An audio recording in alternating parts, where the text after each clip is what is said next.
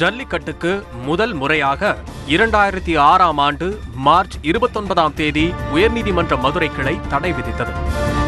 2009 ஜூலை 21ஆம் தேதி அப்போதைய திமுக ஆட்சி பல்வேறு நிபந்தனைகள் அடங்கிய ஜல்லிக்கட்டு ஒழுங்குமுறை சட்டத்தை கொண்டு வந்தது.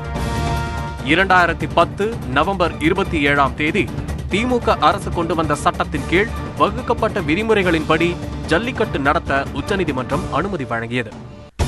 2011 ஜூலை 11ஆம் தேதி காட்சிப்படுத்தப்படும் விலங்குகள் தடுப்பு பட்டியலில் காளைகளை மத்திய சுற்றுச்சூழல் மற்றும் வனத்துறை அமைச்சகம் சேர்த்தது.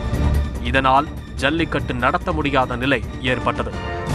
பின்னர் 2014 மே 7ஆம் தேதி ஜல்லிக்கட்டு தொடர்பாக திமுக அரசு கொண்டு வந்த சட்டத்தை உச்சநீதிமன்றம் ரத்து செய்தது.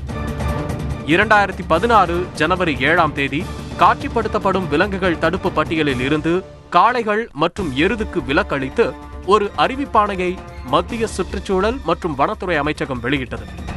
இதன் மூலம் தமிழகத்தில் ஜல்லிக்கட்டும் மகாராஷ்டிரா, கர்நாடகா, குஜராத் மாநிலங்களில் எருது போட்டியும் நடத்த வாய்ப்பு உருவானது.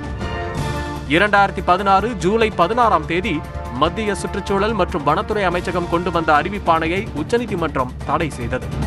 இதனால் ஜல்லிக்கட்டு, ரேக்லா உள்ளிட்ட போட்டிகளை நடத்த மீண்டும் தடை விதித்தது. எனவே ஜல்லிக்கட்டு போராட்டம் தீவிரமடைந்து தமிழகம் கொந்தளித்துள்ளது.